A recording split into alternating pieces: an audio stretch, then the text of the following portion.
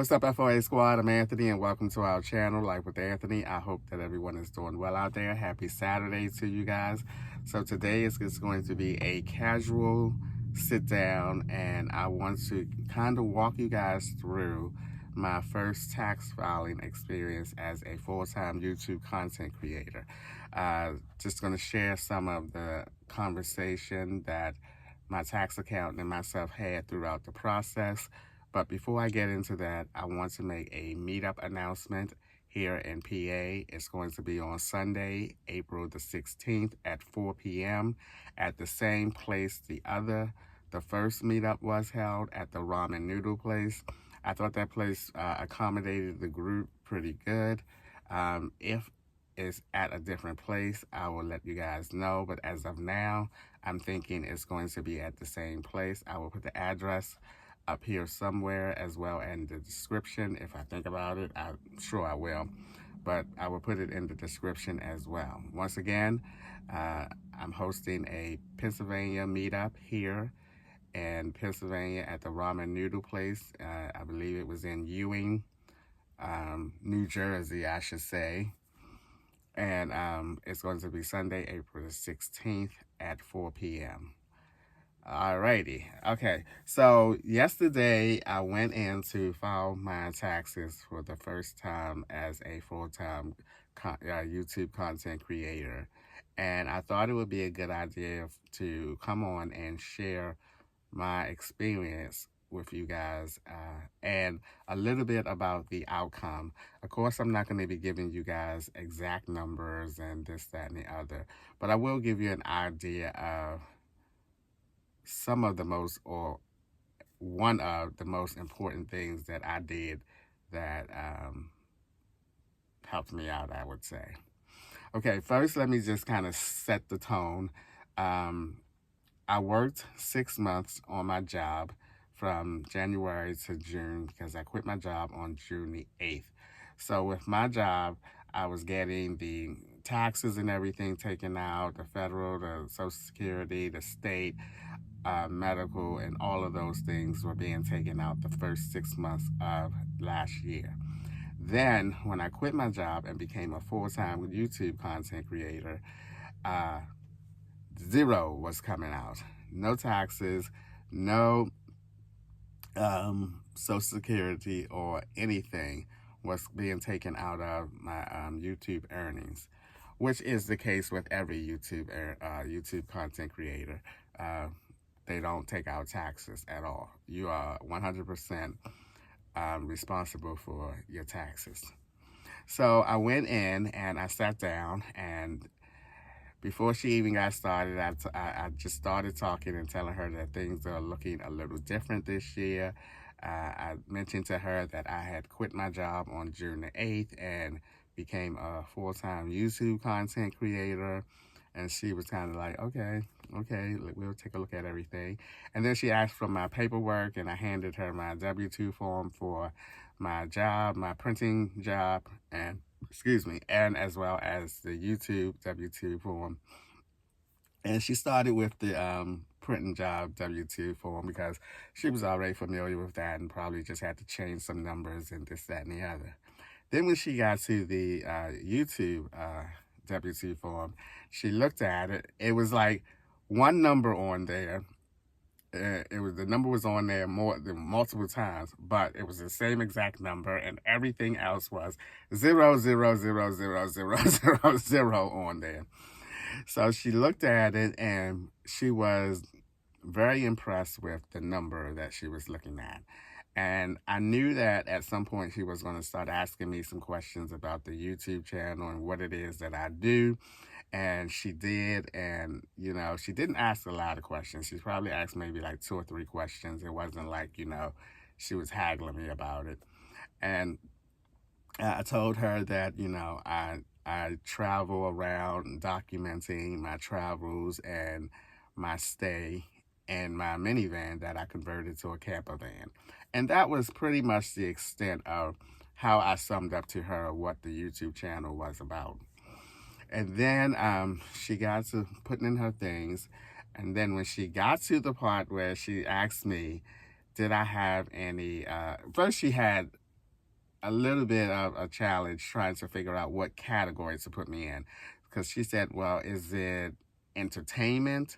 And I asked her, is there a social media category or whatever? So she figured it out and we moved past that. And she asked me what was the name of the business. And I told her Life with Anthony because I really didn't know what else to put. I thought about, I was going to say FOA, but FOA is the name of the community. It's not named, the name of the channel is Life with Anthony. Our community is called FOA. So I thought Life with Anthony was the appropriate choice, and I chose that. So she put that in, and she's writing numbers down and things in the computer, this, that, and the other. And she's doing a lot of clicking of the mouse and this, that, and the other. And then she asked me, do I have any write-offs? And did I have write-offs? Let me tell you guys, I whipped out my because I went to the library the day before. I organized all of my receipts, all my slips. I tallied them up in categories, and I stapled each section together. When I tell you, I walked up in that joint ready. I was ready, boy. And I even went to the $1.25 tree store, got a little spiral notebook. I listed all of those categories, and I listed the amount, the total amount of each of those categories with the total amount of all the categories at the bottom. I was ready when I walked up in that H&R Block, boy. And so she was very impressed once again that I had all of that stuff with me. And so she took the little notebook that I had with the listings and stuff, and she started looking down the list and typing little numbers in off the list that I had. And then she asked me, she said, what is entertainment? I said, that's like when I went to a city and I went to the zoo or something, and she said, oh, so admissions. I said, yes. I said, it could have been a zoo. And then I told her I went to like Madame Mazel, wax place, things of that nature, So she was like, okay. So when she got finished the list there, she sat there for a second or two, and she was trying to think. And she finally said, is there anything else that you can write off? Because at that point, she had written down the final numbers on a paper of what the outcome of it, what she did so far. And she wrote that number down, and I happened to glance down and see that number. And as she was brainstorming, I mean, she was amazing, you guys. She was sitting there really trying to think, what else can I put down? Then she asked me, did I tally and keep a record of my miles? Now, I know that seemed like one of the most obvious things to keep a track of and get a write-off on, but I did not. I don't know why that did not, come to mind to do so, but I did not do that. So she asked me about the vehicle. She started asking me some questions about the van. And I told her that when I bought the van, I had 58,000 miles on it. And today I have, 52,000 miles on it. And then today I'm at like 68,000 miles or something. So she wrote those numbers down, and she basically did a little guesstimation of how many miles I used. And she understood that, not quite that this was my lifestyle, but she had a good idea. I can tell by the way she was asking me certain questions and everything that she had a good idea of what I do and what I use the van for, So she wrote that number down, and then I got to talking and chatting with her, and I told her that, I love going to campgrounds, and I went to a lot of campgrounds. And then she said, did you buy anything for the campgrounds? I said once again, did I? Did I? Now, y'all know how much stuff I bought for camping.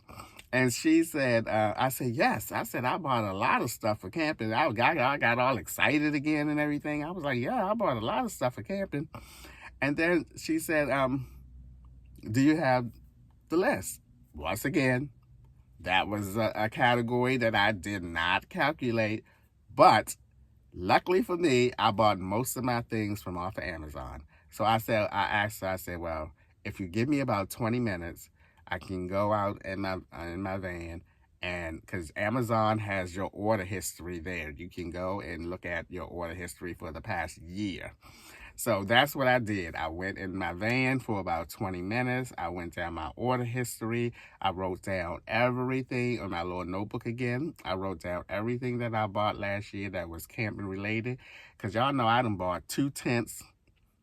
I bought 2 tents. I bought, and I'm not talking about the latest tent that I bought. I mean, even though I added that on there too. I bought 2 tents. I bought 2 canopies. I bought a 2-burner stove. I bought a refrigerator last year as well. And so I had a whole list of things. And when I went back in there, it was like at least maybe 15 to 20 items. When I went back in there, I had another almost $2,000 for her to write down and put down on the taxes. And I don't know what my total amount of write-offs were. Well, I know what they were. I wish they were. I don't know why I said that, because when I had it all tallied up, yeah, I know. And so she finished, and she scratched out the original number that she put down there and wrote a number that was slightly less than that. And then I looked at that number again, and I was like, yes, yes, yes. And when I tell you guys, I was so relieved at the number that I saw. Even though it was a lot of money, I was so relieved at the number that I saw, because when she confirmed to me, she said, okay, this is what you owe for federal, and this is what you will have to pay for state. And I was like, okay. She said, did you save money to pay these? I said, I absolutely did. And she was so relieved. Don't know why, but she was so relieved when I said that. And the reason why I was so elated when I saw those numbers and she confirmed that those are the final 2 numbers, is because I ended up over-saving about $2,800 over what I owed for taxes. So I did a really, really good job at keeping with the 30% each month. Each month I got paid from YouTube, I set aside 30% of that monthly earnings faithfully each time. I told you guys before, I think I have a note section on my phone. Each month I go in that note section. It has the month, it has the total earnings of what I made that month. It has the 30%, what the 30% total comes to for that month. And the last category column is available spending money. So I know every time, if I wanted to just be reminded of how much available spending money. Now, this is not money that's in my checkings account. This is money that is in my savings account, because every month I get paid from YouTube, I put a portion of it into my checkings account, and that's what I pay my bills with, and I do all my other little things with, pay my campgrounds and stuff like that. So whatever is in my savings account is strictly my savings account and the money that I save to pay my taxes. Now, I could get a separate account and put all that in, but I don't want to have to manage another account. So I did really well with having all of that part of the money, which was my taxes and my available spending money, in the same category, the same account. So I did good with that.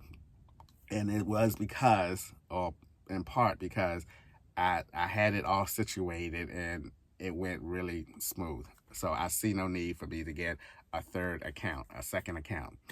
And yes, it was $2,800 over than what I owed. I'm going to stick with the 30% every month, saving 30% of my YouTube earnings every month because it worked. And I was very, very proud of myself when she gave me that final number. And because I told a friend of mine, if it's over what I saved, I'm going on a payment plan because I'm not dipping into my savings, my available spendings. I'm not going to dip into my available spending. Y'all just put me on a payment plan, because that's how it's going to get paid. And then here is something very, very important that I want to mention to you guys, because in the comment section, I have gotten comments about this. Anytime I mention anything about work, a job, this and that, there's always some comments that says, oh, I'm glad you're deciding to go back to work because, you can put in your Social Security. You can keep on putting and adding to your Social Security. Well, I asked her that. I asked her, and I'm so glad I asked her this because it was such a relief to me to know. So I looked at the numbers and I asked her, I said, well, is there a certain or a different percentage that goes for Social Security? And she said she was finishing up some paperwork, putting a folder together that H&R Block gives you, and she said, I'll show you that in a minute. And so she finished organizing my folder or whatever, or she was, while the printouts and everything, some more printouts were printing out, and she said to me, she flipped pages, because that book have, like, good gracious, like 50 pages in it, seemed like. It was too thick size. And so she showed me the number and she said, as a self-employer, this number here, which was the bigger number, which I thought was all federal, she said this number here is part of your Social Security and your Medicare or whatever, Medicaid, Medicare. And she pointed to the number, and I'm gonna tell you, I was shocked once again at how much I had put in Social Security. I was like, oh boy, wowzer, that was a good number. I'm telling you, that was a good number. So for those of you who have any questions about YouTubers putting money into their Social Security as a self-employed person, it's, from my understanding, from my tax accountant, it's part of the federal portion that you owe. Because she said that's why that number is so much bigger than the state number, because part of this is Social Security and your Medicaid or Medicare or whatever, however it is. And I was like, oh, I felt so relieved, because I thought that I was going to have to put, this percentage for federal, this percentage for state, this percentage, but I didn't see her writing any other section down but federal and state. And I'm so glad that I cleared that up and asked her about that, because I now know for sure that I am still putting money into my Social Security. And I'm telling you, if that number represents the next 5 years of what I am contributing to the Social Security, then I feel so much more better when 5 years from now comes up and I do officially retire at 62 at my Social Security income. So it's looking a little better than me going into work 12 hours, 5 days a week, weekends and all that stuff. So she printed out and got some envelopes. Now, this is another thing that I absolutely loved about my tax accountant. I don't know if all tax accountants do this or what, but this is what my tax accountant did for me. She printed out an envelope, well, not an envelope, she printed out the paperwork, the slips and everything, for me to put inside of the envelope. That mailing address was on the paper as well. And so all I have to do is, and the amount of what I owe on both the federal and state, and all I have to do is write out the check, put my return address along with a stamp, and mail it off. And that makes it so much easier for me. I don't have to go and buy some envelopes, and I don't have to write the address on there or any of those things. And I have little stickers for my return address with my address on it, so that makes it even more easier. And so then much easier. I said more easier. I used to always get those mixed up, much or more. Okay, Anthony, more is for numbers, right? When you're saying this is, no, much is for like too much money. Can I have some more of? Anyway, I always get them mixed up and had to go through the same little routine that I'm going through with you guys right now. But anyway, the envelopes. Back to the envelopes. Focus, Anthony. Come on, bring it back in. Wheel it in, Anthony. Wheel it back in. And not only did she print those 2 envelopes out for me, she suggested that I pay quarterly. So she printed out 4, she got 8 envelopes, 4 for the state and 4 for the federal. And she printed out these little slips that once again had the address on the opposite side. When I put it in the envelope, it had the date that I should send that money. Now, she did an estimate based on what I made this year or last year with my YouTube channel. And she divided it by 4, and she on the paper got all my information, my important information, so the tax people know that it's me, the amount. She told me how to fill it out, what to put on the check in addition to the normal stuff that you fill out on the check. And she put it in order of what one needs to be sent off first. And I mean, it was just, I was just looking at her. I was so grateful and so amazed. And so it's just a suggestion to pay quarterly. I don't have to pay quarterly. I was okay with paying, and saving for the whole year.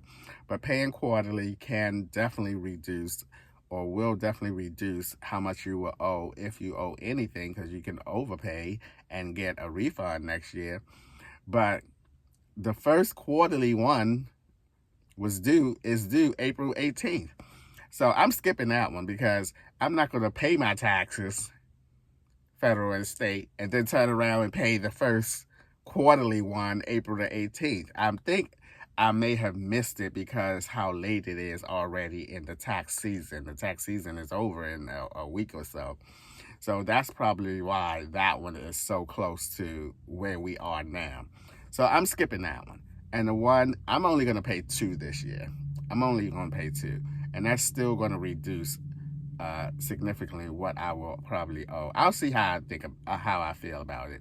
But I'm definitely not paying the April 18th one because I got to pay the money that I owe already this year.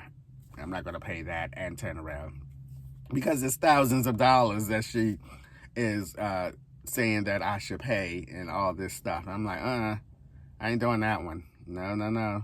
I haven't even paid this one yet. So we're going to skip the first one. And I may even skip the second one and just do the last 2. And then the following year, I'll just, when I file, I'll be a lot more prepared. And I'll do all 4 of them like that. It's not a must. It's just a suggestion.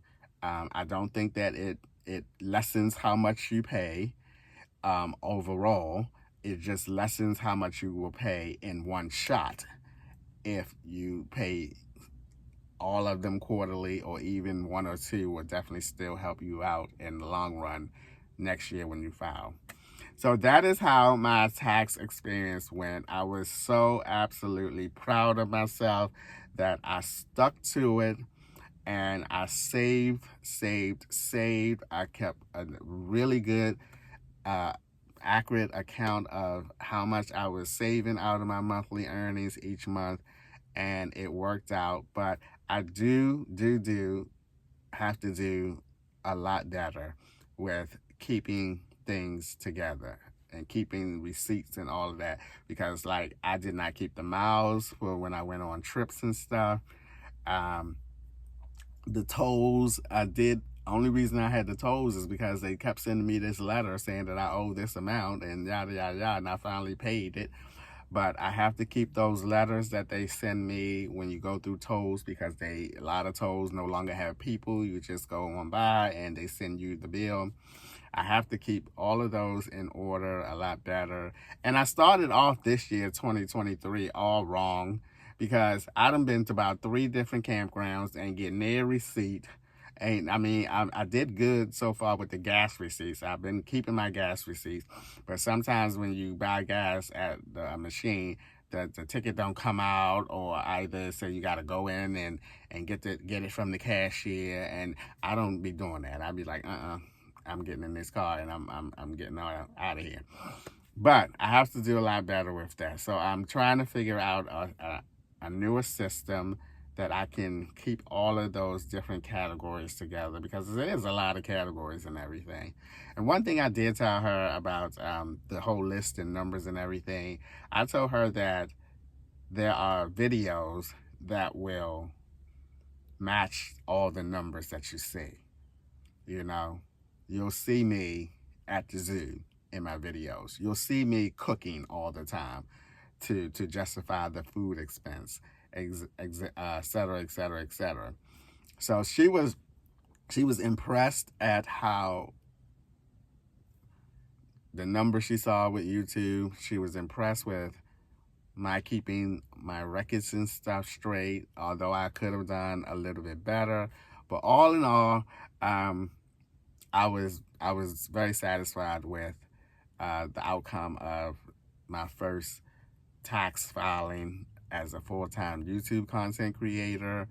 I did what I was supposed to do, and now I don't have the stress of owing a lot of money and not having the money to pay it. And then, you know, that if you don't have the money, it's just going to be awful. It's going to be awful because you're going to always be behind now. You're going to always be behind. But that's it for today, guys. I just wanted to walk you through my first tax filing experience as a full-time YouTuber, and just, you know, just stress to any YouTuber out there. I'm quite sure the bigger YouTubers who have making tons and tons of money, I'm quite sure they have tax accountants and what do you call those other people, other groups, not tax accountants, but people that manage your money for you. I can't think of that. Accountants. Have accountants and everything handling their money and everything. I ain't large in charge like that. I can still handle my own money. It just takes a little bit of discipline. That's it. And I have enough discipline, because the thought of me being in a pickle with taxes and Uncle Sam scares the HE double hockey sticks out of me. So I know I will always continue to keep a record of that and keep that in order. So I'm not worried about taxes and owing taxes and putting myself in some kind of predicament when it's time to file taxes. So that's definitely never going to be me. But I hope that was some valuable information, I suppose, to any of you out there who are becoming YouTubers, or even if you too are filing for the first time as a YouTube content creator, because I don't see videos about taxes and stuff. I see videos about people suggesting how much percentage to save and stuff, but I don't hear people's stories, personal stories of the outcome of their taxes. I mean, yes, it's personal and everything, but you don't have to give like the direct numbers and all of that and go into it that in depth. You could at least say, you know, give some tips of what works for you and your method of saving and stuff, whether you have an accountant, whether you're doing your savings on your own, you know, just some kind of input on your tax experience. So I hope that this video was a little bit informative to some of you guys out there who ask especially about the Social Security part of it. And that's going to do it for today's video. Oh, by the way, right quick, I went and got all my mail from the post office because I know I was away for 3 months and people still was sending me a lot of stuff. I don't know whether they sent me these things before I went on the 3-month little being away from, but I have all this mail and all these letters and stuff that I'm just gonna open up. I'm not gonna do it on camera here because this video is about the whole tax thing. And don't forget, once again, before I end this video, that I am going to be having a PA meetup on Sunday, April the 16th at 4 p.m. It's going to be at the ramen noodle place once again. I'll put the address and the description, and hopefully I'll get to see a lot of the old faces that I met at the first PA meetup, as well as a lot of new faces at that are around the PA area. All right, guys, that's going to be a wrap for today's video. As always, thanks for taking a few minutes out of your day to watch my videos. I appreciate you guys. You know that, and I'll see you guys the next time.